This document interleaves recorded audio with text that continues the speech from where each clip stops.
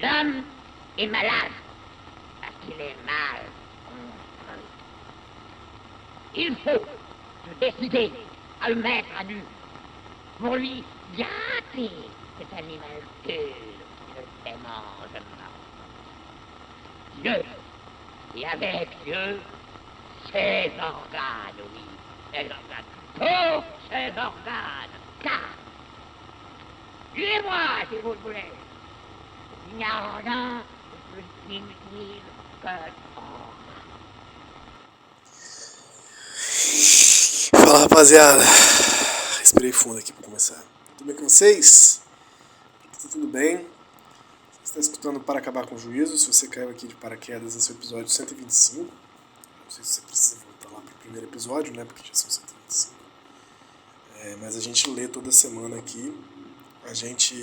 Eu e as vozes na minha cabeça, a gente lê o Antiédipo. Então a gente tá fazendo isso aí faz mais de ano já.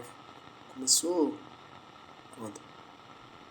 No final de 2020, né? Então, final de 2020, 2021, 2022, 2023, vai fazer 3 anos lendo o Antiédipo. Show de bola, hein, cara? Quem diria que um grupo de estudo de uma pessoa só ia durar tanto tempo. Forte abraço no seu coração, você ouvinte. Então, o que eu queria dizer? Tô meio avoado porque acabei de receber um e-mail aqui, recebi há pouco um e-mail, que vai rolar bolsa print, bolsa, não é bolsa Paint, é bolsa print, bolsa da CAPES, esse órgão belíssimo de fomentação de pesquisa aí do Brasil, e a bolsa sanduíche, né, cara? O print é aquela bolsa sanduíche, aquela bolsa que você vai estudar fora. Então, como eu tô fazendo doutorado, capaz, né, de correr atrás dessa parada aí. Pra quando? Não sei. Como? Também não sei. Mas a proficiência em espanhol eu já tirei. Não sei se eu já falei com vocês, mas tava uma missão de tirar essa proficiência em espanhol e saiu. Agora tá em mãos, agora eu posso. Bora lá. Mas aqui não é um podcast sobre bolsas estrangeiras, né? Bolsas de fomento e pesquisa para ir para o estrangeiro. É um podcast sobre o Antiédipo. E a gente tem 20 minutinhos para ler. Deixa eu botar o alarme aqui. São 50, vamos até meio de 10. E agora não preciso almoçar, porque eu tô fazendo marmita. Que coisa linda, né, cara? Me rendi a neurose do cotidiano jovem. Aí fiz marmitas pra mim. E é muito bom, que agora já tá pronto o meu almoço. Todo episódio eu gravava correndo pra fazer almoço, né? Agora a marmita já tá até esquentando lá.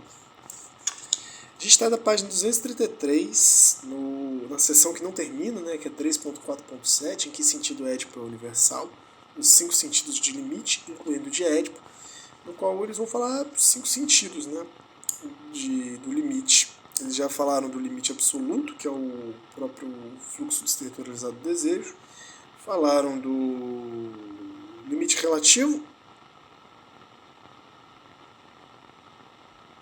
que é o quê? É tão só a formação social capitalista. Ah, tá. O limite relativo é esse da formação social capitalista, né? Por isso que eles estão adiantando um pouco. Eles estão falando dos selvagens e já estão falando do capitalismo aqui. Porque ela maquina e faz correr fluxos efetivamente descodificados, né? Substituindo os códigos por uma axiomática contábil, ainda mais opressiva, né? Abre, mas não... mas captura tudo, né? Um limite real, que é...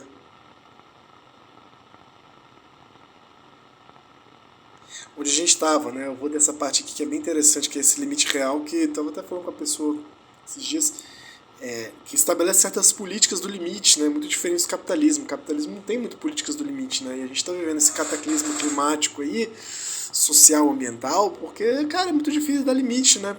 Pro desejo no capitalismo. É muito engraçado. Não querendo ser conservador e reacionário, né? Porque populações indígenas têm várias políticas do limite que são complexíssimas, na verdade. E é quase como se a gente tivesse evoluído bastante. Nosso progresso foi uma evolução das políticas do limite possível, assim. Então, cara, é curioso, né? Cai a Covid, ninguém leva a parada a sério. Literalmente, sim, né? Nem governo, nem subjetivamente a gente leva muito a sério. Desastre climático comendo solto. Eu tô aqui no Rio Grande do Sul, é só desgraça. 4º ciclone do ano e todo assim, let's viver a vida, né? E é difícil estabelecer, né, políticas do limite, que também se for levar para um lado do tipo, tanto das empresas, como é que você limita, por exemplo, a emissão de carbono, a emissão de poluentes de grandes empresas, não tem uma política do limite para isso, e nem uma política do limite com relação à nossa subjetivação e nosso consumo, né, em geral, porque parece tudo ou vai para um lugar muito a la caralho, não, porra, eu tô fazendo minha parte, ou uma coisa muito cínica, né? Do tipo, ah tá, então sou eu que tomando banho mais longo, eu tô acabando com a água, não é o agronegócio. Até a esquerda fica cínica nesse processo, né? É difícil de estabelecer políticas do limite, é uma crítica meio boba mesmo, sacou? E não percebe também que isso subjetivamente é uma dificuldade muito pessoal, né? De estabelecer limites em geral, assim. Né? Quase como.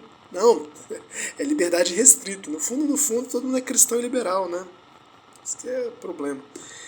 E é isso que a magia da máquina capitalista faz com a gente. Mas em outras sociedades acontece limites reais, do tipo, olha, tem uma hora que você não pode caçar, tem uma hora que você não pode casar, tem uma hora que você não pode pescar, tem uma hora que você não pode fazer ritual pra tal coisa. Não pode, porra. Não pode, tá ligado? Assim, cara, não pode. Vai fazer? Vai fazer, mas não pode. E aí acontece. Eu sempre menciono esse filme, que eu acho um dos mais bonitos de todos, que é o Abraço da Serpente. Se você não viu, pede pra mim que eu tenho o link dele aqui na minha mão. Tá aqui, tá aqui. Que o maluco alemão, né, tá perdido na floresta lá, atrás da plantinha, atrás da ayahuasca lá. E o indígena que o orienta pela floresta coloca assim, olha, cara, a gente pode ir, mas tá tal lua, tu não pode comer peixe. E não pode. E uma das tretas que dá uma hora lá é que o cara não consegue respeitar esse limite, assim, ele precisa comer peixe. Assim. Mas é bem interessante, tem vários pontos, assim, de entrada desse limite no encontro colonial, assim, né? Bem interessante. Que é isso que a gente vai falar agora, né? Me delonguei, mas eu vou voltar aqui, ó. Em terceiro lugar, a gente está no 233, no final do parágrafo, em terceiro lugar, porque eu quero lembrar o que é esse limite real, mas a gente já leu o exemplo também, então eu vou chutado, tá? Em terceiro lugar, não há formação social alguma que não presinta ou preveja a forma real sob a qual ela corre o risco de que o limite lhe sobrevenha, forma que ela se conjura com todas as suas forças. É a ideia também das lideranças em Pierre Clastres, né? Quando Clastres vai considerar as lideranças indígenas como elas não têm poder, elas não concentram poder. Muitas vezes elas não concentram nem a palavra, né? Quando o cacique, quando o líder indígena fala, as pessoas não prestam atenção. E isso é muito importante, assim. O meu orientador de mestrado falava, assim, que o cacique é uma posição meio incômoda, que todo mundo vai pedindo favor pro cara e ele vai ter que ficar atendendo, assim, né? Então é um negócio meio chato, assim. Não generalizando, né, experiências de lideranças indígenas, tá? Mas alguns exemplos esparsos. De onde a obstinação com que as formações anteriores ao capitalismo enquadram o mercador e o técnico, impedindo que fluxos de dinheiro e fluxos de produção ganhem uma autonomia que destruiria seus códigos. Então aqui já tem uma antecipação bem interessante do Mil Platôs, né? Tanto o comerciante ou o mercador, que é responsável pelas trocas, quanto o técnico tem umas asinhas cortadas aí no processo. Né? Por isso que o capitalismo é coisa... Oppenheimer, né? Aquele filme bosta, meu Deus do céu, que filme bosta, caralho. Pior filme do mundo, Oppenheimer. Mas é meio essa vibe, né? Qual o limite da técnica, né? Qual o limite do conhecimento? Aí o cara... Não, temos que ultrapassar todos os limites, fazer uma bomba atômica. Ai, que massa! Olha, mas a gente vai usar sua bomba. O quê? Como assim vocês vão usar a minha bomba que mata a pessoa?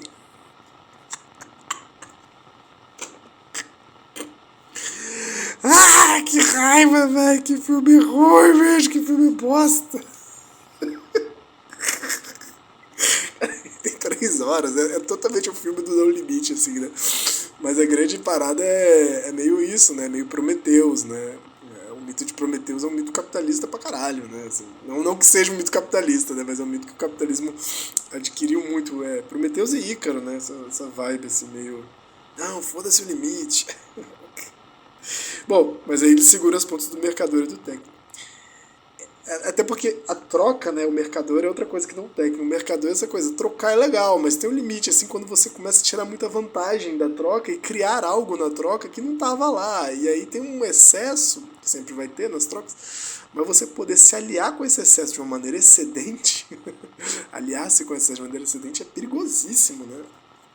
O que se faz com isso? E como se acumula material e como se acumula poder, né, nesse jogo. Então é este o limite real.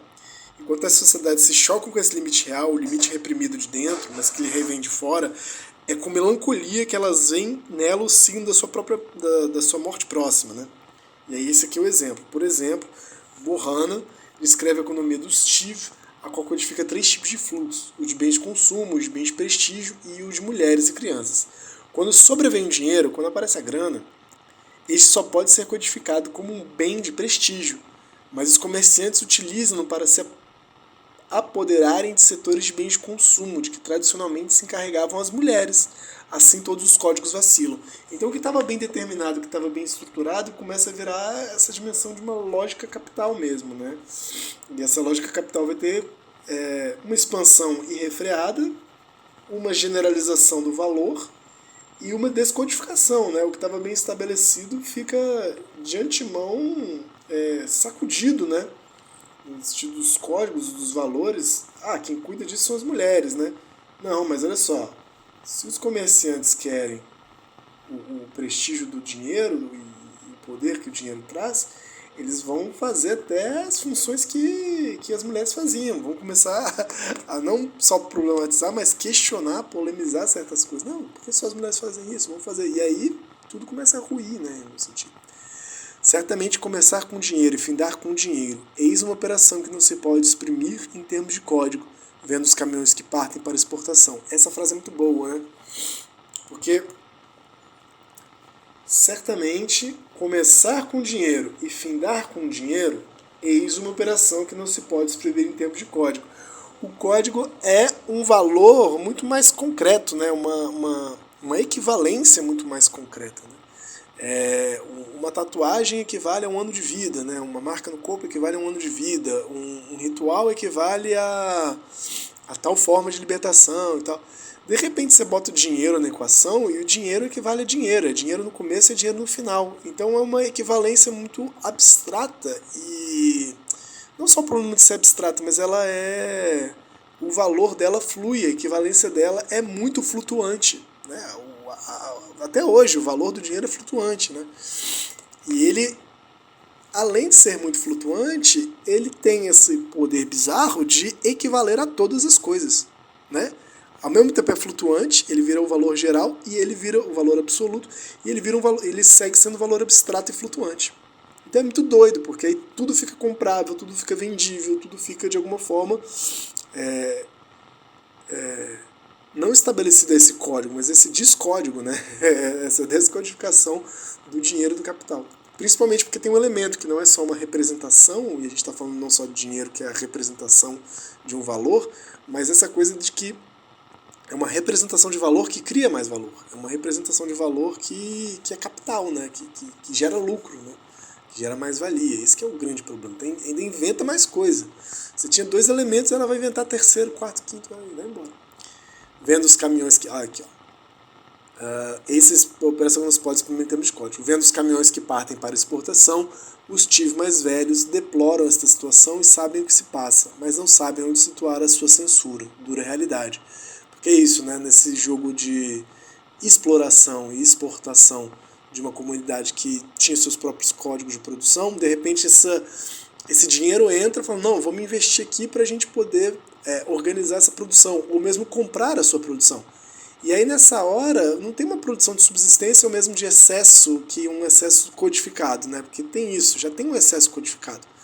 Por exemplo, comunidades que acumulam e tem que fazer o que faz com esse acúmulo. Não é que elas se colapsam por causa da escassez. Não, elas têm uma política do limite também com o que se acumula, também com o excesso, né? Por exemplo, se caçou demais, se teve muita planta, se tiveram muitas crianças, tem políticas do limite aí. Mas chega alguém e fala assim, olha, é muito legal o que vocês produzem, então a gente levar lá para a cidade, a gente vai botar uma grana, e essa grana tem um certo prestígio, deixa ele comprar várias coisas de maneira meio ilimitada, né? Vale qualquer coisa, e a gente vai botar uma grana e quanto mais vocês produzirem, mais a gente pega. Foda-se que era só as mulheres produzindo, o importante agora é a gente produzir cada vez mais, né? E aí, o que se censura nisso? Qual é o limite que se dá a esse deslimite, né? E o que se censura nisso? E é isso, nosso coração liberal parece muito, muito naturalizado com isso, né? Porque É essa sacada do capitalismo de perceber que no próprio desejo tem uma dimensão de excesso e fazer desse excesso um uso, uma captura muito específica que parece, se confunde de maneira muito natural. Mas já estava trabalhando, eu só estou trabalhando mais. Né? Mas, na verdade, você não só está trabalhando, mas você está abstraindo o valor do seu trabalho. Né? E de uma maneira infinita e flutuante. Assim. Então é uma dura realidade não ter o que censurar. Eu gosto muito dessa frase. E esse trecho de Laura e Paul Bohannan, The Thief of Central Nigeria, do International African Institute, pesquisa antropológica lá do Steve na Nigéria, Nigéria Central. Seguindo. Mas em quarto lugar, então esse é o limite real, né? O limite que impede mercadores e técnicos de expandirem ao infinito e além, porque já se pressente que isso aí vai dar merda, essa expansão prometeica aí, né? Mas em quarto lugar, este limite inibido interior já estava projetado no começo primordial, numa matriz mítica, como limite imaginário. Então tem um lugar de um limite imaginário que era inibido no interior e já estava projetado no começo primordial, numa matriz mítica. Vamos ver o que isso quer dizer. Como imaginar esse pesadelo, a invasão dos sócios pelos fluxos não codificados que deslizam à maneira de uma lava. Uma vaga, uma onda de merda irreprimível, como no mito do Furby, ou o influxo germinal intenso, o aquém do incesto, como no mito Yurugu, que introduz a desordem no mundo, agindo como representante do desejo. É bem interessante você pensar na cosmogonia e na cosmológica, no cosmo sentido Yorubá, o papel de Exu, né? E aí é pesado dizer isso, né? Mas o Exu com esse elemento de uma certa desorganização, de uma certa desordem, como ele é... Aí é foda, né? O capitalismo é a captura de Exu, né? Que o Exu é isso, é essa abertura, esse encontro, essa morte, né? E de repente isso tá ali já mitificado num certo perigo do deslimite de Exu, né? Mas que ao mesmo tempo é cultuado ainda e é redobrado os cuidados com isso, né? E ele é fundamental. Não é um negativo, ele é fundamental. Mas já tem uma certa previsão mítica de que, tipo, cara, tem um poder de desordem que a gente tem que tomar muito cuidado, tem que ser muito respeitoso com ele, né? Isso vai aparecer também nos mitos, né, de limite, de fins do mundo e por aí vai. Então tem um limite imaginário que já vai se concebendo, né, nos mitos, que são essa coisa do fluxo germinal, a grande indiferenciação, né, cósmica, a grande desordem do mundo. Donde, em quinto lugar, finalmente, a importância da tarefa que consiste em deslocar o limite, fazer com que o limite passe para o interior dos sócios, para o meio entre um além da aliança e o aquém filiativo, entre uma representação de aliança e o representante de filiação, assim como se conjuram as temidas forças de um rio, cavando-lhe um leito artificial. Gente, essa parte é muito poética, né, do Deleuze e Guattari. Ou desviando dele 1000 riachos pouco profundos. Édipo é esse limite deslocado. Então há, no fim, um limite deslocado. Então a gente tem um limite absoluto, um limite relativo, um limite real, um limite imaginário e um limite deslocado. E Édipo eles estão colocando que é esse limite deslocado. A gente volta aqui para entender quais são esses exemplos do rio que eles estão falando. Sim, Édipo é universal, mas o erro é ter acreditado na seguinte alternativa. Ou ele é um produto do sistema repressão-recalcamento, não sendo, pois, universal, ou então ele é universal e é posição de desejo. Na verdade, ele é universal por ser o deslocamento do limite que persegue a sombra, ficou esquisito, né? Parece que tem uma vírgula aqui. Que persegue a sombra das sociedades, o representado deslocado que desfigura o que todas as sociedades temem absolutamente como seu mais profundo negativo, a saber, os fluxos descodificados do desejo. Estou entendendo que, por mais que tudo que se tema são os fluxos descodificados do desejo que podem arrebentar os sócios, e por mais que se imagine que isso vai chegar em algum momento, né, que é esse limite imaginário, há ainda um deslocamento, né, que, vamos ver aqui como é que ele define, que é quase um artifício, né, é um artifício específico para dizer, não, era isso que a gente temia, porque não se acessa, né, o limite absoluto nem os fluxos descodificados do desejo. Eu vou reler essa parte que eu acho que ficou mais complexa. Donde, em quinto lugar, finalmente, a importância da tarefa que consiste em deslocar o limite. Fazer com que o limite passe para o interior dos sócios. Então não vem de fora, mas parece que o limite está dentro dos sócios. Para o meio, entre um além da aliança, entre um além da política, além das conexões políticas, né, de